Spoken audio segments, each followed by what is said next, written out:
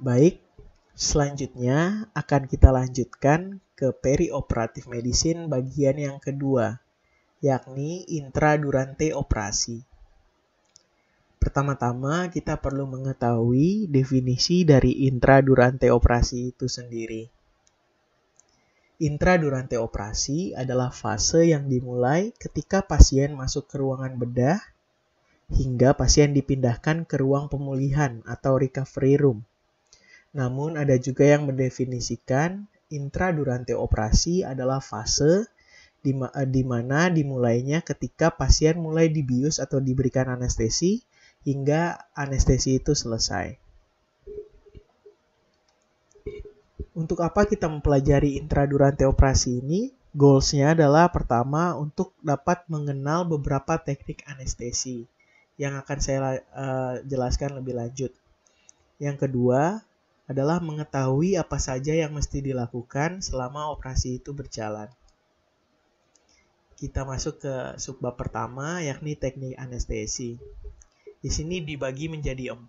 Ada anestesi lokal, yakni infiltrasi agen anestesi pada daerah yang akan dioperasi. Yang kedua, ada sedatif, yakni pemberian agen sedasi agar pasien rileks dan juga pernafasannya spontan juga normal. Teknik anestesi yang ketiga, ada anestesi regional, yakni blokade suplai saraf ke daerah yang akan dioperasi. Bisa dengan blok saraf periferal, blok spinal, ataupun blok epidural. Yang terakhir ada general anestesi atau anestesia umum, yakni menyebabkan ketidaksadaran reversibel yang diinduksi oleh obat, baik dengan inhalasi maupun lewat pembuluh darah atau intravena. Untuk lebih jelasnya akan kita jelaskan satu persatu. Mulai dari yang pertama adalah anestesi lokal. Biasanya anestesi lokal dilakukan oleh dokter bedah sendiri tanpa perlu bantuan dari dokter spesialis anestesi. Lalu anestesi lokal ini biasa digunakan untuk operasi-operasi yang non-invasif. Karena anestesi lokal ini tidak adekuat untuk menunjang operasi-operasi yang invasif. Lalu anestesi lokal ini dapat diberikan juga sebagai anestesi tambahan pada manajemen nyeri pasca operasi. Lalu yang terakhir, ketika kita melakukan anestesi lokal, perlu dilakukan dengan kehati-hatian ekstra agar tidak masuk ke pembuluh darah ataupun obatnya melebihi dosis yang maksimal. Kita lanjut ke teknik anestesi yang kedua, yakni sedasi. Dari definisi, sedasi adalah pemberian agen sedasi agar pasien rileks serta pernafasan pasien spontan dan juga normal. Contoh obat-obatannya adalah midazolam dan juga banyak contoh-contoh lainnya. Di sini obat-obat atau agen sedasi ini dibagi dalam 3 klasifikasi, yakni sedasi ringan, sedasi moderat atau sedang, dan juga sedasi dalam atau deep sedation. Di sini tergantung pada apa yang kita lihat, mulai dari respon verbalnya, lalu fungsi kognitifnya, dari patensi jalan nafasnya, dari fungsi pernafasannya atau fungsi respiratorinya, dan juga fungsi jantungnya atau fungsi kardiovaskular. Sehingga kita dapat menentukan sedasi apa yang cocok untuk pasien yang akan kita lakukan operasi. Yang ketiga, ada anestesi regional. Secara definisi adalah memblokade suplai saraf ke daerah yang akan dioperasi. Nah, akibatnya pasien tidak akan merasakan nyeri ketika nanti dijalankan operasinya. Lalu, anestesi regional ini memiliki risiko untuk menyebabkan keracunan dari agen-agen anestesi atau juga neuropraksis atau cedera saraf. Seperti yang kita tahu, contoh dari anestesi regional ini adalah spinal block. Nah, ketika kita akan melakukan spinal block ini, bisa jadi malah kita akan mencederai saraf dari daerah sekitarnya. Selanjutnya, dari jenis anestesi regional ini ada beberapa. Contohnya adalah epidural block, ada spinal block, ada brachial plexus block, dan juga ada intravena regional block. Dan kita akan lanjut ke teknik anestesi yang terakhir, yakni general anestesi atau anestesi umum. Nah, anestesi umum ini menciptakan ketidaksadaran reversibel yang diinduksi oleh obat, baik dengan inhalasi maupun lewat pembuluh darah atau intravena. Nah, anestesi umum ini dapat digunakan sendirian maupun dengan kombinasi, baik dengan anestesi lokal ataupun dengan anestesi regional. Nah, tujuan dari anestesi umum ini adalah mencapai 4A of anesthesia. A yang pertama adalah lack of awareness, yakni kita membuat pasien tidak sadar. Lalu yang kedua, amnesia.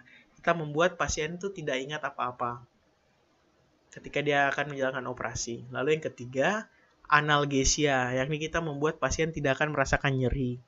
Dan yang keempat adalah akinesia, pasien tidak dapat menggerakkan tubuh-tubuhnya karena kita akan berikan obat-obat prelaks otot atau muscle relaksan sehingga pasien tidak dapat bergerak atau kita melumpuhkan pasien. Nah, beberapa tahapan dari anestesi umum ini ada 3. Yang pertama ada induksi, ada maintenance, dan juga ada fase emergence. Saya akan coba jelaskan secara singkat satu persatu. Mulai dari induksi. Tujuannya adalah membuat pasien itu tidak sadar secara cepat, namun nyaman dengan mempertahankan kestabilan dari hemodinamik pasien itu sendiri. Nah, selain itu, induksi ini juga bertujuan untuk merelaksasi otot untuk memfasilitasi intubasi dari endotrakeal. Nah, selanjutnya dapat dilakukan dengan inhalasi konsentrasi gas agen-agen anestesi dengan memberi gen-gen anestesi intravena seperti propofol, thiopental, etomidat atau ketamin contohnya, diikuti pemberian obat-obat muscle relaksan seperti rocuronium. Nah, setelah itu kita akan dapat melakukan yang namanya rapid sequence induction. Nah, apa saja langkah-langkahnya? Pertama, kita harus persiapkan alat dan bahan, serta suction tentunya. Lalu yang kedua, kita harus melakukan yang namanya preoksigenasi pasien dengan menggunakan oksigen 100% selama 3-5 menit. Untuk apa kita melakukan preoksigenasi ini? Tujuannya adalah untuk denitrogenisasi dari functional residual capacity pasien, agar kapasitas udara dalam paru-paru pasien itu mencukupi selama fase apnu yang akan diindus ketika kita akan mengintubasi pasien.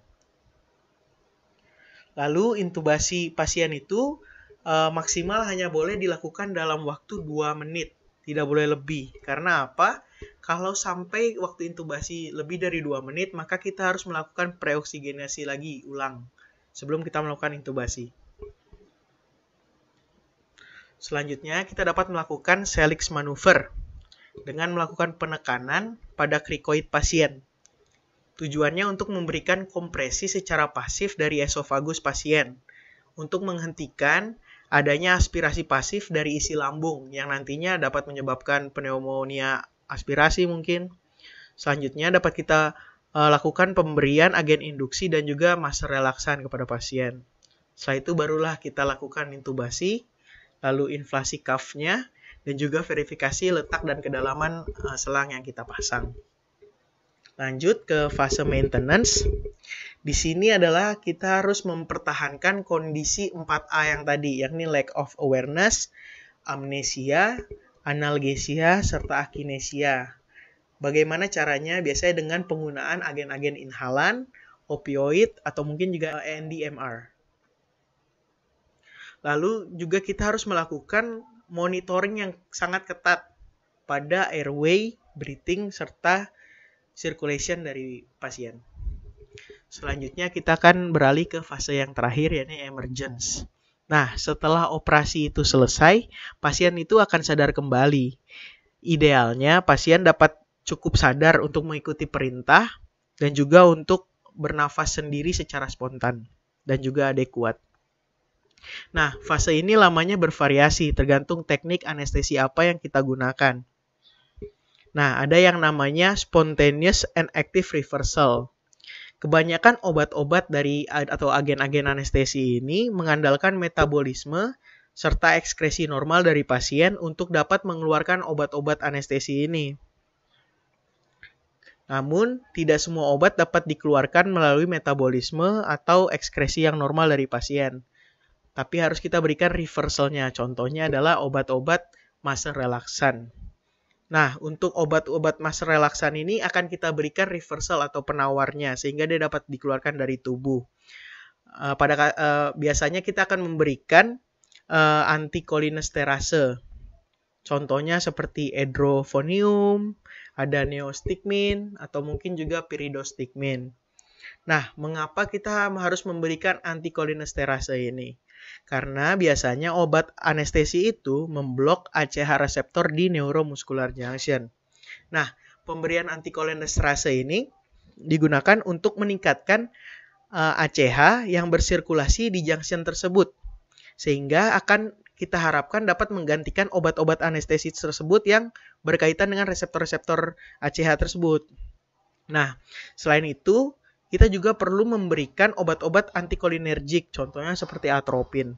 Mengapa? Karena obat-obat anticholinesterase yang kita berikan tadi dapat menyebabkan stimulasi dari reseptor muskarinik. Nah, ini akan meningkatkan tonus parasimpatis yang dapat menyebabkan heart block, bradikardia, dan juga kontriksi dari pupil.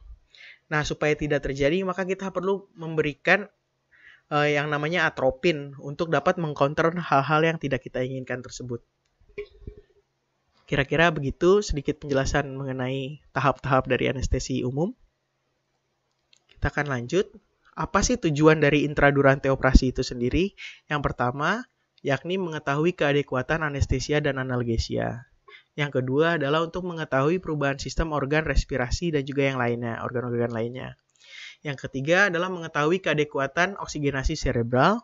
Dan yang terakhir adalah bisa bertindak cepat untuk mengatasi masalah yang mungkin terjadi selama operasi itu berlangsung.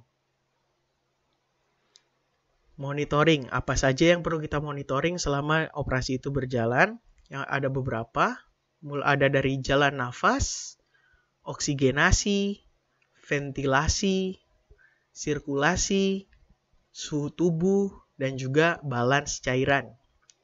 Kita akan coba bahas satu persatu. Mulai dari jalan nafas, pertama kita harus dapat mengevaluasi apakah tampak gerakan dada yang paradoksal atau tidak. Lalu kita juga dapat mendengar apakah ada suara-suara nafas yang patologis, contohnya seperti ronki atau wheezing. Lalu yang terakhir, kita juga dapat melihat gerakan dari kantong reservoir apabila ada penurunan atau tidak. Kita lanjut ke oksigenasi. Tujuannya adalah untuk memastikan kadar zat asam di dalam udara atau gas inspirasi dan juga yang ada di dalam darah, terutama pada teknik anestesi inhalasi. Nah, bagaimana cara mengevaluasinya? Pertama, kita dapat memeriksa kadar oksigen dengan pulse oximetry. Lalu yang kedua, kita juga dapat melihat secara klinis dengan melihat warna darah dari luka operasi, lalu permukaan mukosa dari pasien, atau juga dengan analisa gas darah. Nah, pada pemeriksaan dengan pulse oximetry ini, biasanya kita juga dapat hasil yang jelek, hasil yang tidak baik. Ini ada beberapa faktor yang dapat menyebabkan hal itu terjadi. Yang pertama, mungkin karena memang perfusi perifer yang jelek, lalu bisa juga karena artefak pergerakan dari pasien, lalu juga bisa karena posisi probe yang kurang bagus, bisa karena intervensi elektrikal, bisa juga karena ada pemberian methylene blue secara intravena, bisa juga karena mungkin pasiennya menggunakan kutex atau cat kuku. Selain itu juga bisa mungkin pasiennya mengalami anebia berat, makanya pulse oximetry juga kurang baik hasilnya. Kita lanjut ke ventilasi. Apa sih tujuannya? Adalah untuk mengetahui keadekuatan ventilasi dari pasien. Bagaimana cara kita mengevaluasinya? Bisa lewat inspeksi dan auskultasi. Selanjutnya, kita juga dapat memantau volume akhir tidal dari CO2. Yang ketiga, kita juga dapat menggunakan sistem alarm pada monitor anestesi yang akan berbunyi apabila ambang tekanannya sudah terlampaui. Dan yang terakhir, kita juga dapat menggunakan analisa gas darah. Di situ kita dapat menilai PCO2-nya atau tekanan parsial dari karbon dioksidanya. Lanjut, sirkulasi, monitoringnya bagaimana? Kita dapat mengevaluasinya dengan menghitung denyut nadi. Yang kedua, kita juga dapat mengukur tekanan darah baik secara invasif maupun non-invasif. Yang ketiga, kita dapat mengukur tekanan vena sentral untuk menilai aliran balik darah ke jantung. Dan yang terakhir, kita dapat memonitor volume urin. Tujuannya adalah untuk mengetahui keadekuatan sirkulasi dari pasien. Selanjutnya, kita juga perlu mengenal apakah ada kelainan dari EKG pasien. Kita harus terus memonitor perubahan-perubahan pada EKG dari pasien. Tidak perlu expert, tapi setidaknya kita perlu mengetahui beberapa kelainan yang sering terjadi. Contohnya ada ST depresi, ada ST elevasi, atau ada perubahan dari gelombang Qi, bisa juga ada hiperkalemi dari pasien, atau bisa juga ada supraventrikular takikardi, apakah ada atrial fibrilasi, apakah ada ventrikular takikardi, atau mungkin ventrikular fibrilasi. Selanjutnya yang kita monitoring adalah suhu tubuh pasien. Tujuannya untuk mempertahankan suhu tubuh pasien dalam keadaan baik. Evaluasinya bagaimana? Yang pertama, tentunya kita mengukur suhu tubuh secara kontinu pada daerah sentral tubuh melalui esofagus ataupun rektum dengan menggunakan termometer khusus. Dan yang terakhir adalah balans cairan yang perlu kita monitoring. Tujuannya untuk memastikan pasien tidak dehidrasi atau tidak kekurangan darah. Untuk evaluasinya, yang pertama, kita dapat memberikan cairan pemeliharaan. Bisa dengan kristaloid, cairan kristaloid contohnya adalah Ringer laktat, NaCl 0,9%, normal salin, atau dextrose 5%, atau juga dapat kita berikan dengan koloid, seperti contohnya albumin, HES, atau gelatin. Selanjutnya, apabila pasien kehilangan banyak darah ketika operasi, maka kita perlu memberikan yang namanya transfusi darah. Di sini juga kita harus mempertimbangkan transfusi darah apa yang kita perlukan untuk pasien ini. Apakah red blood cell, apakah platelet, konsentrat, atau juga mungkin plasma darah saja yang dibutuhkan. Saya rasa itu untuk intradurante operasi. Terima kasih atas perhatiannya dan akan kita lanjutkan ke bagian perioperatif medicine selanjutnya. Terima kasih.